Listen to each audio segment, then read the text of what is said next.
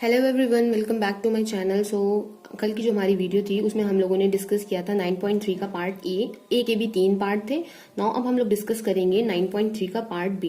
तो देखिए part B में कह रहा है कि हमें प्रोबेबिलिटी फाइंड करनी है x is greater than x dash. अभी तक देखिए हम लोगों को जो प्रोबेबिलिटीज फाइंड करनी होती थी कि x इज ग्रेटर देन 2 है या x इज लेस देन 2 है, तो उनकी हमें प्रोबेबिलिटी फाइंड करनी होती थी। बट यहाँ पे देखिए हमें इसकी प्रोबेबिलिटी तो गिवन है, बट जिस वैल्यू से ये ग्रेटर है उसकी जो वैल्यू है वो हमें नहीं गिवन है, तो वही हमको क्या करना है, फाइंड करनी है। तो अब देखिए सबसे पहला जो हमारा काम होता है वो हम लोग क्या करते हैं, हम लोग देखिए इसको स्टैंडर्ड नॉर्मल वेरिएट में भी कन्वर्ट कर सकते हैं। तो सबसे पहले देखिए हम ग्राफ बना रहे थे, तो ग्राफ से हमारी अंडरस्टैंडिंग थोड़ी सी अच्छी हो जाती है। अब देखिए अगर मैं ये बोलूं कि ये z इज इक्वल टू 0 वाला पॉइंट है, अब यहाँ पे कह रहा है कि x is greater than x dash. तो अगर देखिए मैं इसको स्टैंडर्ड नॉर्मल वेरिएट में कन्वर्ट कर लूं तो देखिए ये जाएगा z is greater than equal to x dash minus mu upon sigma is equal to 0.24। That means ये जो वैल्यू है जो यहाँ पे 2, 3, 4 ये हुआ करती थी, अब यहाँ पे वो वैल्यू ये हो गई है। अगर आप लोग इसको कोई क्वांटिटी मानना चाहते हैं तो आप लोग मान लीजिए, इससे ये रहेगा कि आप लोगों को लिखना थोड़ा कम पड़ेगा। अगर मैं यहाँ पे देखिए z डैश, बुक में भी देखिए स्मॉल z डैश ही लेके चला गया है, आप लोग चाहो तो z डैश सपोज कर लो, अदरवाइज आप लोग यही ले सकते हो। तो यहाँ से आप लोग देखिए ग्राफ में कह रहा है कि z की वैल्यू ग्रेटर है z डैश से। अब हम लोग मान लें कि z डैश कोई भी क्वांटिटी है जो कि यहाँ पे, अब देखिए ये पॉजिटिव है इसलिए हम लोग इसको यहाँ पे ले रहे हैं। तो z की value greater than z dash, that means ये एरिया जो है इसको कवर करने की जो प्रोबेबिलिटी है वो कितनी है, 0.24। तो 0.24 है इसकी वैल्यू। अब हमें पता है कि ये पूरा एरिया की क्या होती है, 0.5 होती है। अगर हम इस पूरे एरिया में से इसकी सब्ट्रैक्ट कर दें तो इसकी प्रोबेबिलिटी हमें पता चल जाएगी। तो जब हम इसको सब्ट्रैक्ट करेंगे तो इसकी जो प्रोबेबिलिटी है वो आएगी हमारी 0.26। तो देखिए इसकी वैल्यू आ गई हमारी 0.26। तो अब देखिए क्या हम इसको इस तरह से लिख सकते हैं, हम इसको देखिए लिख सकते हैं कि 0.5 minus probability 0 is less than equal to z is less than z dash. Okay देखिए अगर ये हमने 0.5 में से सब्ट्रैक्ट हमने क्या किया है, इस पोर्शन को सब्ट्रैक्ट कर दिया, ये 0.5 था, इस पोर्शन को हमने सब्ट्रैक्ट कर दिया, तो इसकी प्रोबेबिलिटी किसके बराबर आ जाएगी, 0.24। तो देखिए जो ये चीज लिखी थी उसको हमने कन्वर्ट करके इस फॉर्म में लिख दिया, ये हो जाएगा 0.24। अब देखिए इसकी वैल्यू हमारी टर्म की क्या आ जाएगी जब हम इसको सब्ट्रैक्ट करेंगे इससे, तो देखिए ये हो जाएगा पॉजिटिव में 0 is less than equal to z is less than equal to z dash is equal to, ये किसकी प्रोबेबिलिटी के बराबर आ जाएगा, 0.26 के बराबर आ जाएगा। अब यहां से देखिए ये हमें प्रोबेबिलिटी गिवन है, तो प्रोबेबिलिटी गिवन है तो यहां से अब हम लोग डायरेक्टली टेबल देखेंगे कि टेबल में ये प्रोबेबिलिटी किसके क्रॉस सेक्शन में आ रही है। अब आप लोग देखिए यहाँ से पॉइंट क्या है, 0.26 है, 0.7 आप लोगों को देखिए यहाँ पे 0.7 दिख रहा है। 0.7 में देखिए 0 के करस्पॉन्ड अगर हम लोग देखेंगे तो 0.258 है, बट अगर हम लोग 1 के करस्पॉन्ड देखेंगे तो 0.2611 है, और अगर हम लोग इसको राउंड ऑफ करेंगे तो देखिए 0.26 आ जाएगा। दैट मीन्स ये वैल्यू किसके करस्पॉन्ड आ रही है, 0.7, और यहाँ पे देखिए ऊपर 1 है तो इसके बाद हम लोग 1 लिख देते हैं, तो ये 0.71 हम लोग इसको लिख सकते हैं। इसका मतलब कि ये जो z डैश की वैल्यू है ये किसके बराबर हो जाएगी, 0.71, और z डैश की वैल्यू हमारी क्या थी, x dash minus mu, mu का मतलब था 12, एंड सिग्मा, सिग्मा की वैल्यू थी 4 इज इक्वल टू 0.71। तो अब देखिए यहाँ पे अगर हम लोग सॉल्व करेंगे तो आप लोग इजिली यहाँ पे जो x डैश की वैल्यू है वो फाइंड कर लोगे, और उसकी जो वैल्यू है वो आ रही है 4.84। देखिए कुछ इस तरह से इसकी वैल्यू आ जाएगी। तो ये मेथड आप लोगों को ये चीज समझ में आ गई होगी। अब देखिए इसका जो थर्ड पार्ट है, थर्ड पार्ट में कह रहा है find x0 dash and x1 dash with, यहाँ पे देखिए ये दिया हुआ है x0 dash is less than x is less than x1 dash is equal to 0.50। तो हमें ये दे रखा है, और एक और दी हुई है प्रोबेबिलिटी, उसमें कह रहा है probability x is greater than x1 dash is equal to 0.25। तो देखिए सिंपल है, देखिए यहाँ पे ये जो वैल्यू है इसकी x is greater than x1 dash, तो ये हमारे इसके पार्ट बी की तरह ही है, बस यहाँ पे प्रोबेबिलिटी आपकी 0.24 गिवन थी, यहाँ पे आपकी 0.25 गिवन है। तो चलिए सेम प्रोसीजर पे हम लोग इसको जल्दी से फाइंड आउट कर लेते हैं। तो देखिए ये हम लोगों ने सेम वैसे ही इसका ग्राफ बना दिया। अब देखिए यहाँ से अगर हम लोग इसको स्टैंडर्ड नॉर्मल वेरिएट में कन्वर्ट करेंगे तो z is greater then z1 dash हो जाएगा, और ये 0.25 हो जाएगा। अब आपको पता है यहाँ पे इसकी वैल्यू 0.5 होती है, और ये जो वैल्यू है आपकी वो क्या है, z1 डैश है, तो z1 डैश से ग्रेटर पे हमें निकालनी है। अब देखिए ग्रेटर पे है, ये जो वैल्यू है ये आपको 0.25 गिवन है। अब ये भी वैल्यू को अगर मैं निकालने की बात करूं तो ये भी आपकी 0.25 ही आ जाएगी। तो देखिए इसको हम लोग क्या कर लेंगे, हम लोग इसको लिख लेंगे probability 0 is less than z1 dash is equal to 0.25, because values जो है वो दोनों ही आपकी सेम आ रही है। अब अगर इसको ग्राफ, अगर इसकी टेबल से आप लोग देखो तो टेबल में आप लोग देख सकते हैं 0.25 जो है वो कहाँ पे आ रही है।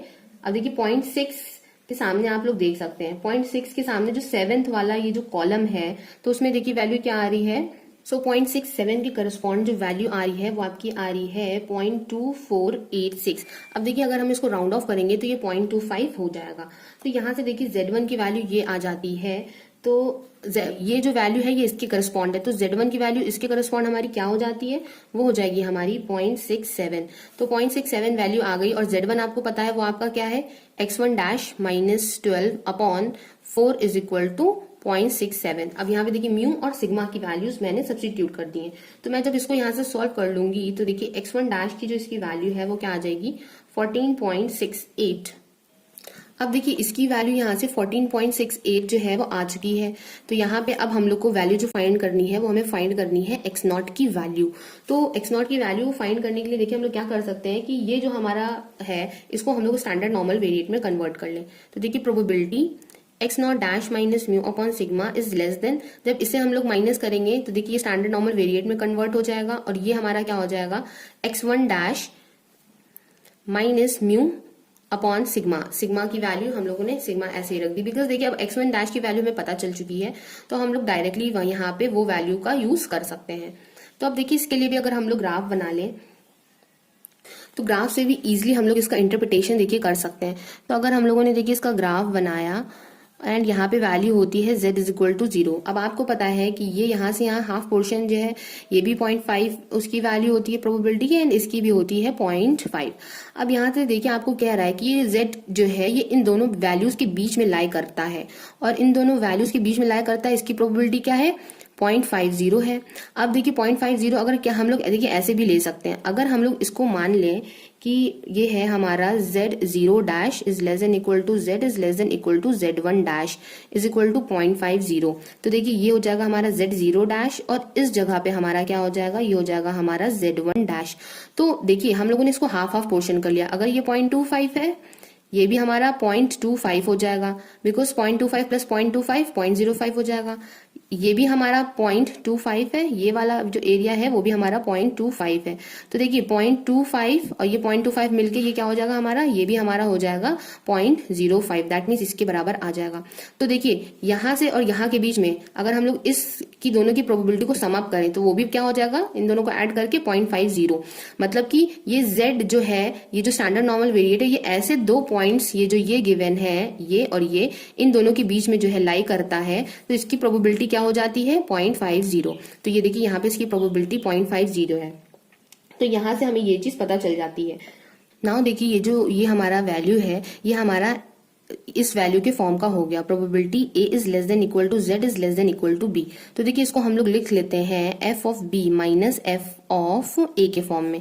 इसका मतलब हो जाता है probability z is less than equal to b minus probability z is less than equal to a के फॉर्म का। तो देखिए अगर हम लोग इसको लिखेंगे तो ये हो जाएगा probability z is less than equal to z1 dash minus probability z is less than equal to z0 dash is 0.50।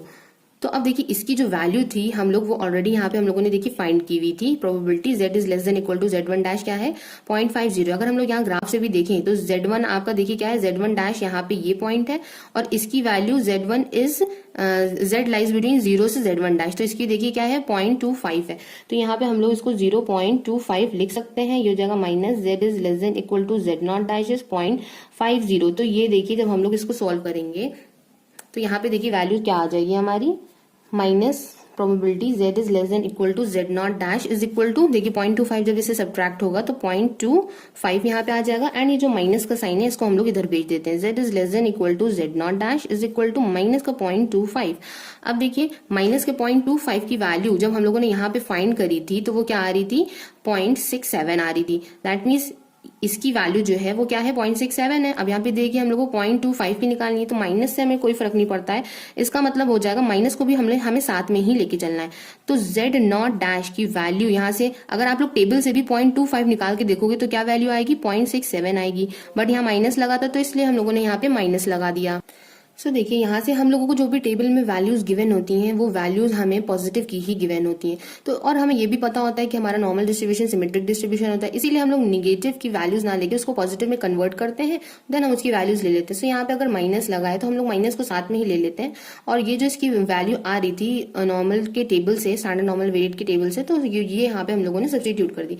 अब देखिए z नॉट डैश हम लोगों ने क्या माना था, ये था हमारा x not dash minus 12/4 is equal to minus 0.67। अब देखिए जब हम लोग इसको सॉल्व करेंगे तो x not dash is equal to हमारा क्या हो जाएगा 12 माइनस 4 इंटू 0.67। इसको जब हम लोग सॉल्व करेंगे तो इसकी वैल्यू आ जाएगी 9.32। तो देखिए x नॉट की वैल्यू हमारी आ गई 9.32 एंड x1 की जो वैल्यू थी हमारी x1 डैश की, वो x1 डैश की वैल्यू हमारी थी 14.68। तो ये दोनों ही वैल्यूज इसकी आ गई हैं। आई होप कि आज का वीडियो और ये मेथड आपको समझ में आया होगा, और अगर आया हो तो आप लोग मुझे कॉमेंट बॉक्स में कॉमेंट करके जरूर बताइएगा। Thank you for watching my video. Have a nice day.